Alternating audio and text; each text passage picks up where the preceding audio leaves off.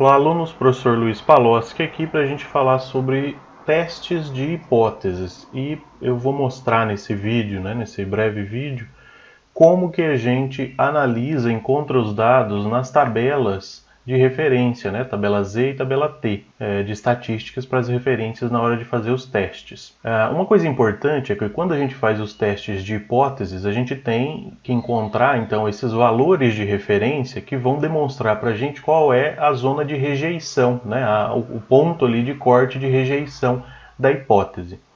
E daí nós temos três tipos de testes. Nós vamos ter testes unilaterais à esquerda, então esse aqui demonstra pela curva aí do sino, a curva da distribuição normal, que a gente vai estar preocupado então com os valores negativos de Z, os valores lá de Z de referência negativos, quando a gente estiver fazendo hipóteses, testes de hipóteses, em que a hipótese alternativa ela é que o valor da minha variável, o valor da minha média, por exemplo, calculada, ele é menor do que o valor de referência.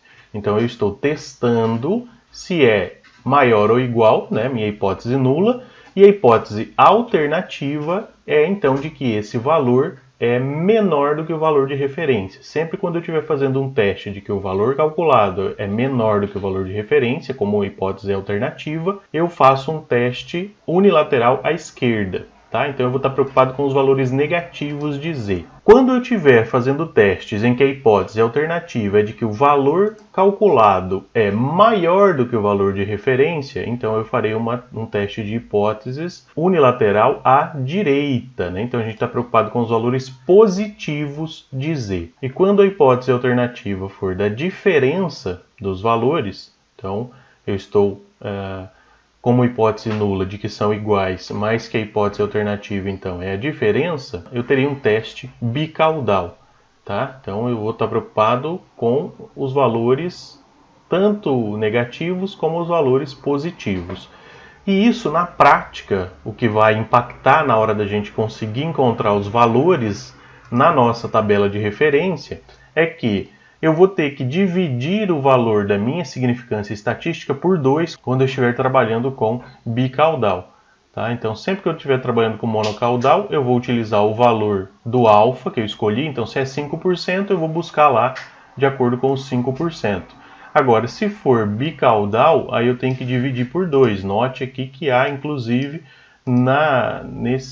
nessa figura, o menos Z alfa dividido por 2, Z alfa dividido por 2. Então, no bicaudal, o alfa é dividido por 2. Então, se eu decidir fazer um teste de hipótese ao nível de significância de 5%, quando eu estiver fazendo monocaudal, eu vou trabalhar com esses 5%. Quando eu estiver trabalhando com bicaudal, vai ter que ser 2,5%, porque é 2,5% para um lado, 2,5% para o outro, que somados dão os 5%.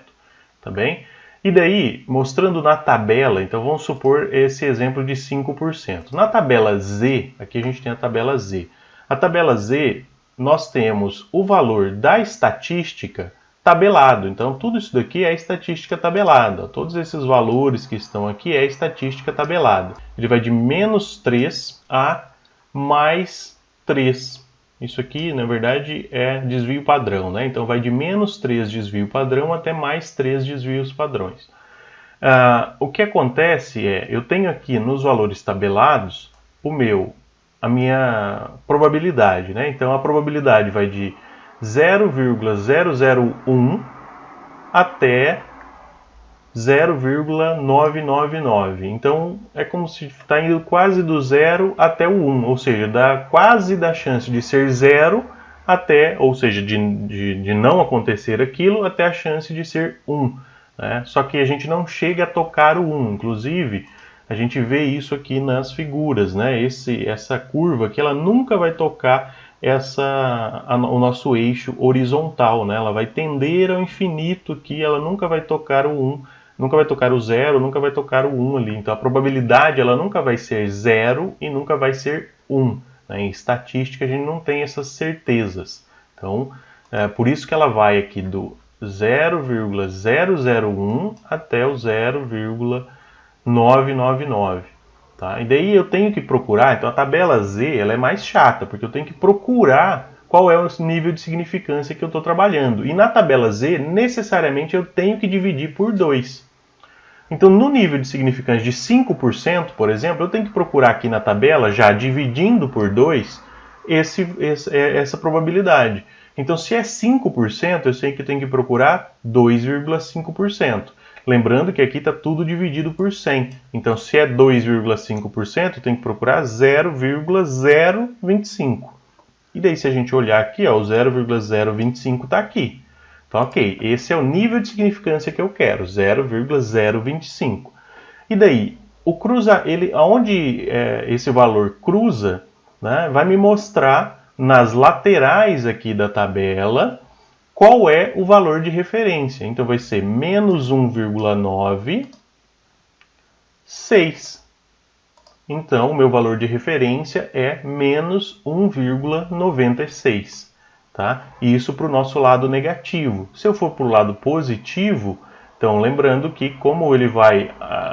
é a somatória aqui da probabilidade, né? Então ele vai do 0,01 e depois ele vai aumentando, né? Aumentando à medida que a gente vai aumentando o valor aqui da tabela, dos desvios padrão.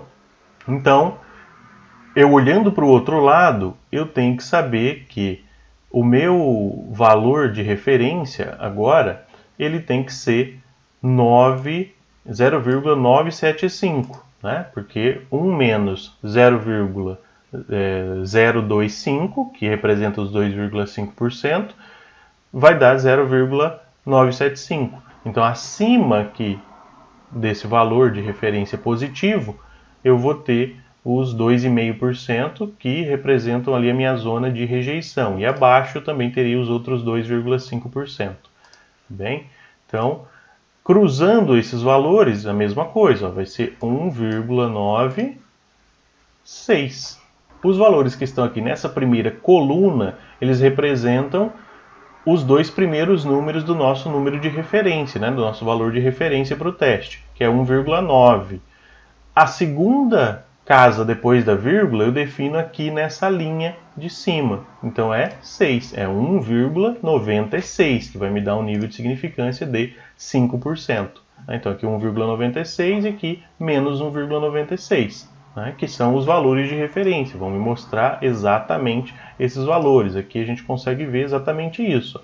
Então menos 1,96 até mais 1,96. Quer dizer que as extremidades estão mostrando os meus 5%, que é a zona de rejeição, ou seja, a zona de aceite aqui é de 95%. Então eu vou ter um teste com 95% de confiabilidade, né? A 5% de significância estatística. Na tabela T é mais fácil da gente encontrar os valores, só que daí a gente tem que lembrar se a gente está fazendo um teste que é bicaudal ou monocaudal. Então, se eu estou fazendo bicaudal a 5%, ó, então é 5%, e daí eu tenho que olhar os graus de liberdade, que vai depender do tamanho da minha amostra. Então, se a minha amostra ela tiver 5 só graus de liberdade, né, então a 5%, o meu valor de referência é 2,571 a 5%, né, com 5 graus de liberdade. Então, mais uma vez, eu estou cruzando significância estatística com graus de liberdade, encontrando o valor que cruza ali. Se eu tiver graus de liberdade infinitos, a 5% vai ser exatamente o 1,96 que a gente achou lá na tabela Z, né? Mostrando que é o mesmo valor quando eu considero que eu tenho graus de liberdade infinitos, né? Se eu estiver trabalhando com teste monocaudal, então eu tenho que entender que eu tenho que dividir por 2 esse valor, né? Então vai ser aqui o 0,025. Porque daí é só de um lado. Aqui ele já está considerando a soma dos dois lados no bicaudal. Aqui eu estou considerando que é um lado só. Então, se eu estiver trabalhando com teste de significância de 5%, só que for monocaudal, eu tenho que dividir ele por 2, vai dar 0,025. E a mesma coisa, vai ser 1,96 para uma amostra com graus de liberdade infinitos. Acima de 120, aí no caso, a gente pode considerar. Bem, então é assim que a gente utiliza a tabela estatística para definir os valores E lembrando, né, que se for monocaudal eu tenho que dividir por 2, se for bicaudal ele já me dá direto aqui na tabela T. Na tabela Z eu sempre vou ter que dividir por 2 e aqui eu tenho que lembrar que a probabilidade vai de 0 a 1, né? Então de um lado eu vou ter exatamente aquela probabilidade que eu quero, né, menos 2,5%, só que do outro eu tenho que fazer 1 menos esses 2,5% para achar a outra extremidade. Tá bem? É isso. Agradeço a atenção. Bons estudos a todos.